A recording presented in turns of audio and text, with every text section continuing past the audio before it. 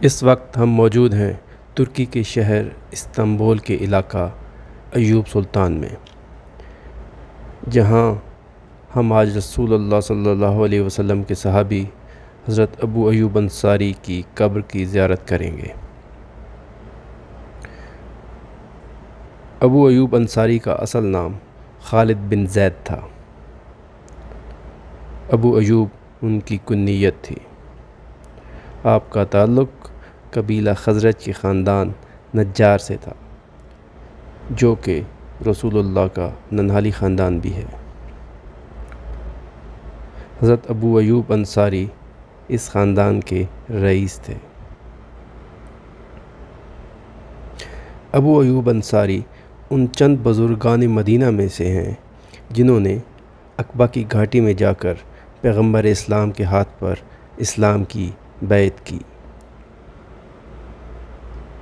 رسول اللہ جب مکہ سے مدینہ ہجرت کر کے تشریف لائے تو آپ کے مدینہ داخلے کے وقت ہر شخص کی خواہش تھی کہ رسول اللہ کی میزبانی کا شرف اس کو حاصل ہو۔ آپ جہاں سے گزرتے لوگ آگے بڑھتے اور فرماتے، حضور ہمارا گھر حاضر ہے۔ رسول اللہ نے لوگوں سے فرمایا، اونٹنی کو آزاد چھوڑ دو، وہ خدا کی جانب سے خود منزل تلاش کر لے گی۔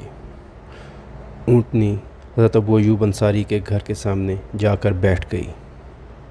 حضرت ابو ایوب آگے بڑھے اور درخواست کی کہ میرا گھر قریب ہے، اجازت دیجیے اسباب اتار لوں۔ حضرت ابو ایوب کے گھر رسول اللہ نے 6 مہینے تک قیام کیا۔ حضرت ابو ایوب رسول اللہ کے ساتھ تمام غزوات میں شریک رہے۔ رسول اللہ کی وفات کے بعد بھی ان کی زندگی کا بیشتر حصہ جہاد میں صرف ہوا۔ حضرت علی کے دور خلافت میں جو لڑائیاں ہوئیں، حضرت ابو ایوب ان میں بھی شریک رہے۔ حضرت علی کو آپ کی ذات پر بے حد اعتماد تھا۔ جب حضرت علی نے کوفہ کو دارالخلافہ قرار دیا تو مدینہ میں حضرت ابو ایوب انصاری کو اپنا جانشین چھوڑ کر گئے۔ آپ اس دور میں امیر مدینہ بھی رہے۔ حضرت ابو ایوب انصاری کی زوجہ کا نام حضرت حسن بن زید انصاریہ تھا۔ ان کے بطن سے صرف ایک لڑکا عبد الرحمن پیدا ہوا۔ 52 ہجری میں حضرت امیر معاویہ کے دور میں جب انہوں نے روم پر فوج کشی کا ارادہ کیا، فتح قسطنطنیہ کے بارے میں رسول اللہ کی پیشن گوئیاں موجود تھیں اور اس جماعت کے لیے خوشخبری تھی جو کہ قسطنطنیہ کو فتح کرے گی۔ حضرت ابو ایوب انصاری بھی ایک پرجوش سپاہی کی طرح اس لشکر میں شریک ہوئے۔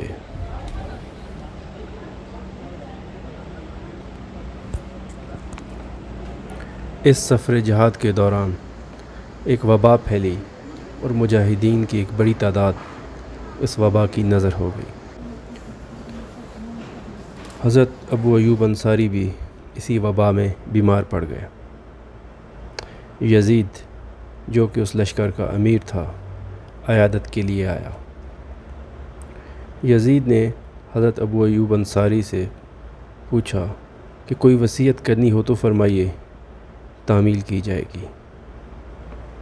آپ نے فرمایا، تم دشمن کی سرزمین پر جہاں تک جا سکو میرا جنازہ لے جا کر دفن کرنا۔ چنانچہ جب آپ کی وفات ہوئی تو اس کی تعمیل کی گئی۔ تمام فوج رات کے اندھیرے میں ہتھیار لے کر آپ کے جسد خاکی کو دفنانے آگے تک گئی اور رات کو لاش کو قسطنطنیہ کی دیوار کے نیچے دفن کر دیا۔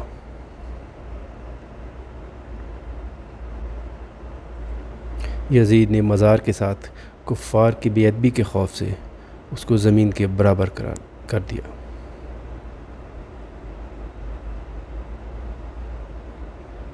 (1453) میں جب سلطان فاتح نے قسطنطنیہ کو فتح کیا تو اس مقام پر ایک مسجد بنائی اور وہاں کے لوگوں کو حکم دیا کہ آپ کی قبر کو تلاش کیا جائے۔ چنانچہ کھدائی کے دوران آپ کا نام ایک کتبے پر لکھا پایا گیا۔